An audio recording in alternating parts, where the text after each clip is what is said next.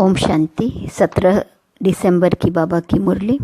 मीठे बच्चे, तुम बाप के पास आए हो अपना सौभाग्य बनाने। परम सौभाग्य उन बच्चों का है जिनका ईश्वर सब कुछ स्वीकार करता है। प्रश्न, बच्चों की किस एक भूल से माया बहुत बलवान बन जाती है? उत्तर, बच्चे भोजन के समय बाबा को भूल जाते हैं। बाबा को न खिलाने से माया भोजन खा जाती, जिससे वह बलवान बन जाती है। फिर बच्चों को ही हैरान करती है। यह छोटी सी भूल माया से हार खिला देती है। इसलिए बाप की आज्ञा है, बच्चे याद में खाओ, पक्का प्रण करो तुम्हीं से खाऊं। जब याद करेंगे तब वह राजी होगा। गीत आज नहीं तो कल बिखरेंगे यह बादल।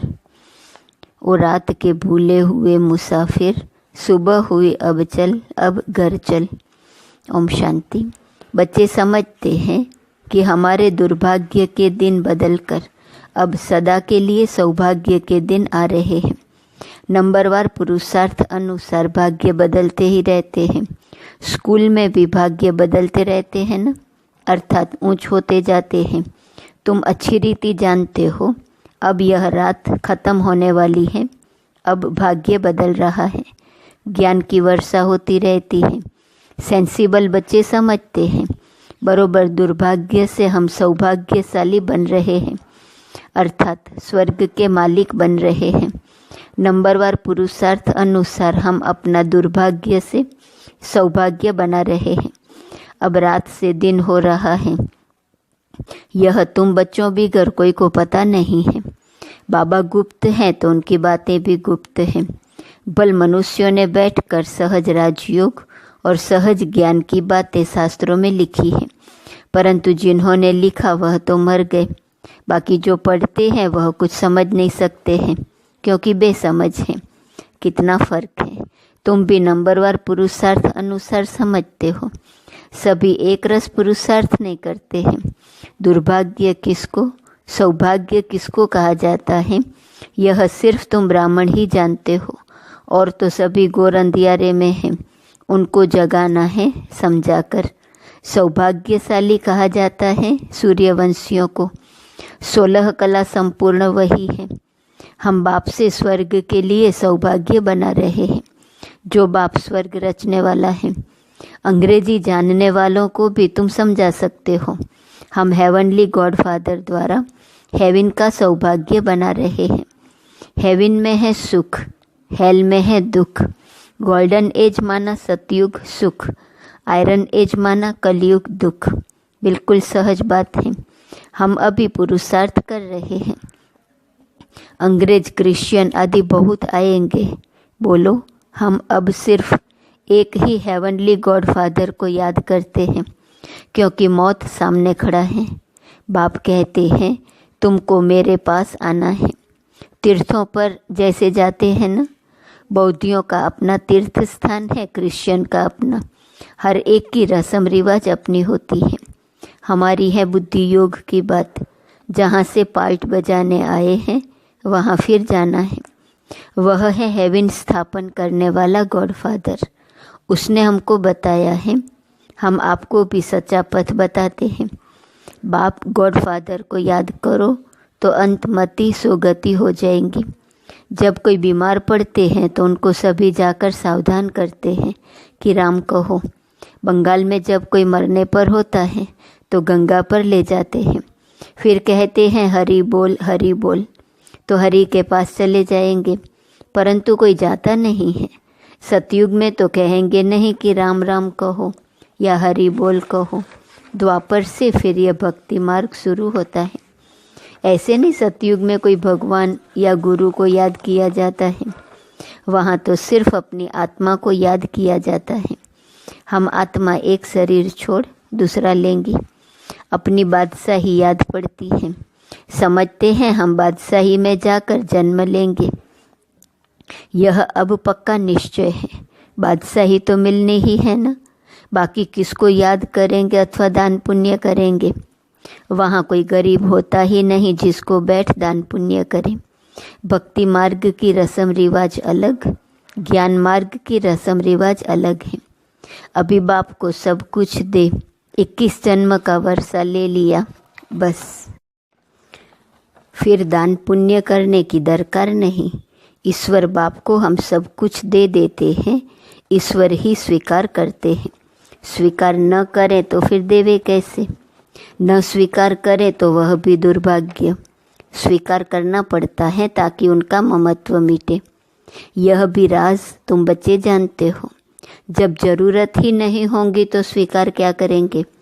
यहाँ तो कुछ इकट्ठा नहीं करना है, यहाँ से तो ममत्व मिटा देना पड़ता है। बाबा ने समझाया है, बाहर कहाँ जाते हो तो अपने को बहुत हल्का समझो। हम बाप के बच्चे हैं, हम आत्मा रॉकेट से भी तीखी है। ऐसे देही अभिमानी हो पैदल करेंगे तो कभी थकेंगे नहीं, देह का भान नहीं आएगा। जैसे कि यह टांगे चलती नहीं, हम उड़ते जा रहे हैं। देही अभिमानी हो तुम कहाँ भी जाओ। आगे तो मनुष्य तीर्थ आदि पर पैदल ही जाते थे। उस समय मनुष्यों की बुद्धि तमो प्रधान नहीं थी, बहुत श्रद्धा से जाते थे, थकते नहीं थे। बाबा को याद करने से मदद तो मिलेंगी ना। बलव पत्थर की मूर्ति है, परंतु बाबा उस समय अल्पकाल के लिए मनोकामना पूरी कर देते हैं। उस समय रजो प्रधान याद थी तो उससे भी बल मिलता था, थकावट नहीं होती थी। अभी तो बड़े आदमी जट थक जाते हैं। गरीब लोग बहुत तीर्थों पर जाते हैं, साहूकार लोग बड़े भभके से घोड़े आदि पर जाएंगे, वह गरीब तो पैदल चले जाएंगे। भावना का भाड़ा जितना गरीबों को मिलता है उतना साहूकारों को नहीं मिलता। इस समय भी तुम जानते हो बाबा गरीब निवास हैं, फिर मूंझते क्यों हो, भूल क्यों जाते हो? बाबा कहते हैं तुमको कोई तकलीफ नहीं करनी है, सिर्फ एक साजन को याद करना है। तुम सभी सजनिया हो तो साजन को याद करना पड़े। उस साजन को भोग लगाने के बिना खाने में लज्जा नहीं आती। वह साजन भी है, बाप भी है। कहते हैं मुझे तुम नहीं खिलाएंगे, तुमको तो हमें खिलाना चाहिए ना। देखो बाबा युक्तियाँ बतलाते हैं। तुम बाप अथवा साजन मानते हो ना, जो खिलाता है पहले तो उनको खिलाना चाहिए। बाबा कहते हमको भोग लगाकर हमारी याद में खाओ, इसमें बड़ी मेहनत है। बाबा बार बार समझाते हैं, बाबा को याद जरूर करना है। बाबा खुद भी बार बार पुरुषार्थ करते रहते हैं।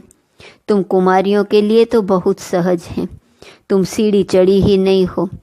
कन्या की तो साजन के साथ सगाई होती ही है, तो ऐसे साजन को याद कर भोजन खाना चाहिए। उनको हम याद करते हैं और वो हमारे पास आ जाते हैं। याद करेंगे तो वासना लेंगे, तो ऐसी ऐसी बातें करनी चाहिए बाबा के साथ। तुम्हारी यह प्रैक्टिस होगी रात को जागने से, अभ्यास पड़ जाएगा, फिर दिन में भी याद रहेंगी। भोजन पर भी याद करना चाहिए। साजन के साथ तुम्हारी सगाई हुई है, तुम ही से खाऊं, यह पक्का प्रण करना है। जब याद करेंगे तभी तो वह खाएंगे ना। उनको तो वासना ही मिलनी है, क्योंकि उनको अपना शरीर तो नहीं है। कुमारियों के लिए तो बहुत सहज है, इनको जास्ती फैसिलिटीज़ हैं। शिव बाबा हमारा सलोना साजन कितना मीठा है। आधा कल्प हमने आपको याद किया है, अभी आप आकर मिले हो। हम जो खाते हैं आप भी खाओ। ऐसे नहीं एक बार याद किया बस, फिर तुम खुद खाते जाओ, उनको खिलाना भूल जाओ।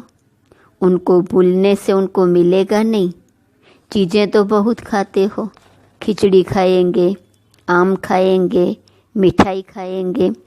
ऐसे थोड़ी शुरू में याद किया खलास, फिर और चीज़ें वह कैसे खाएंगे?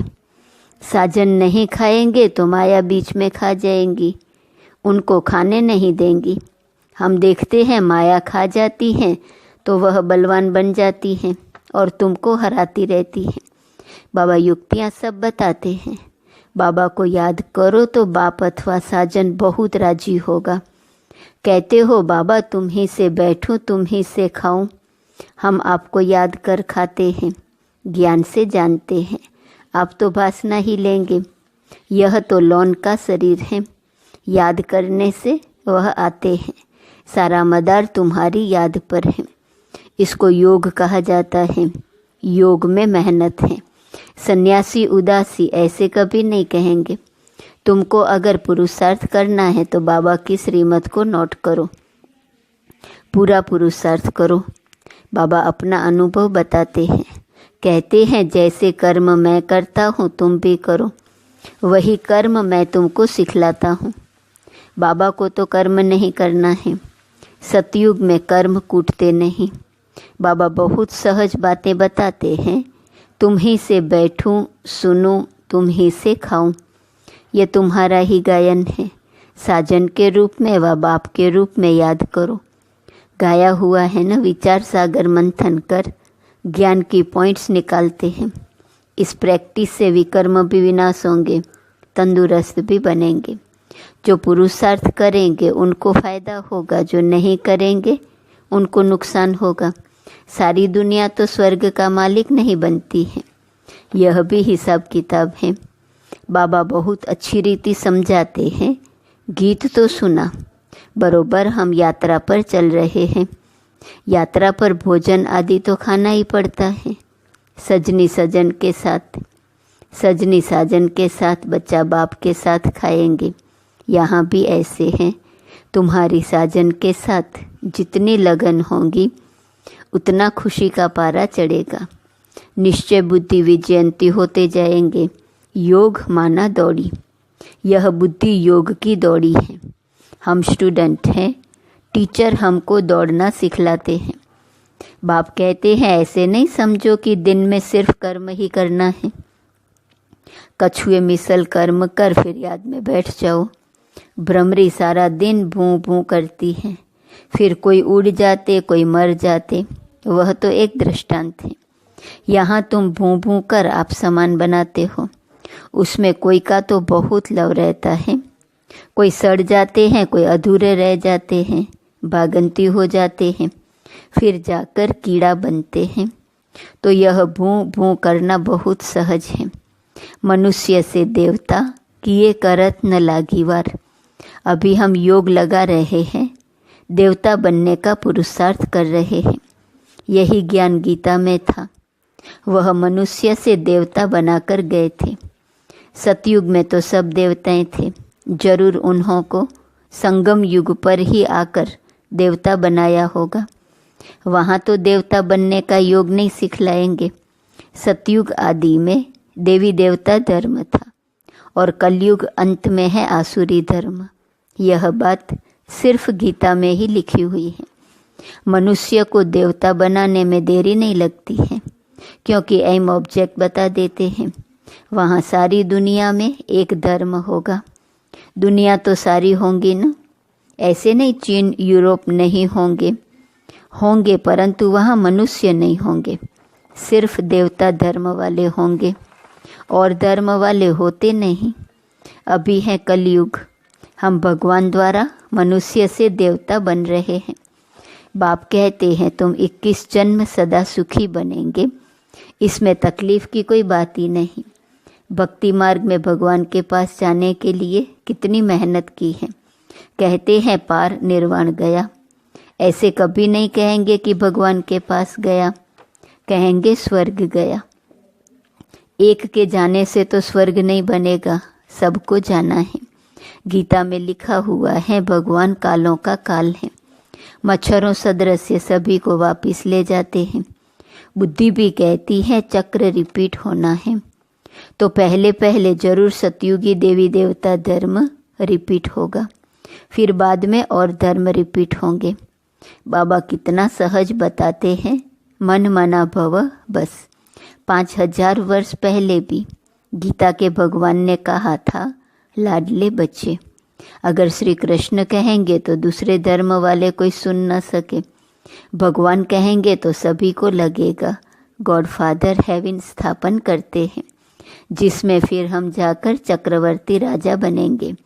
इसमें कोई खर्चे आदि की बात नहीं है, सिर्फ सृष्टि के आदि मध्य अंत को जानना है। तुम बच्चों को विचार सागर मंथन करना है। कर्म करते दिन रात ऐसे पुरुषार्थ करते रहो। विचार सागर मंथन नहीं करेंगे, या बाप को याद नहीं करेंगे, सिर्फ कर्म करते रहेंगे, तो रात को भी वही ख्यालात चलते रहेंगे। मकान बनाने वाले को मकान का ही ख्याल चलेगा। बल विचार सागर मंथन करने की रिस्पॉन्सिबिलिटी इन पर है। परंतु कहते हैं कलश लक्ष्मी को दिया तो तुम लक्ष्मी बनती हो ना। अच्छा, मीठे मीठे सिकिलते बच्चों प्रति माता पिता बाप दादा का याद, प्यार और गुड मॉर्निंग। रूहानी बाप की रूहानी बच्चों को नमस्ते। रूहानी बच्चों की रूहानी बाप को नमस्ते नमस्ते नमस्ते। धारणा के लिए मुख्य सार, पहली पॉइंट, श्रीमत को नोट कर पुरुषार्थ करना है। बाप ने जो कर्म करके सिखाया है वही करने हैं। विचार सागर मंथन कर ज्ञान की पॉइंट्स निकालनी है। दूसरी पॉइंट, अपने आप से प्रण करना है कि हम बाप की याद में ही भोजन खाएंगे। तुम्ही से बैठूं, तुम्ही से खाऊं, यह वायदा पक्का निभाना है।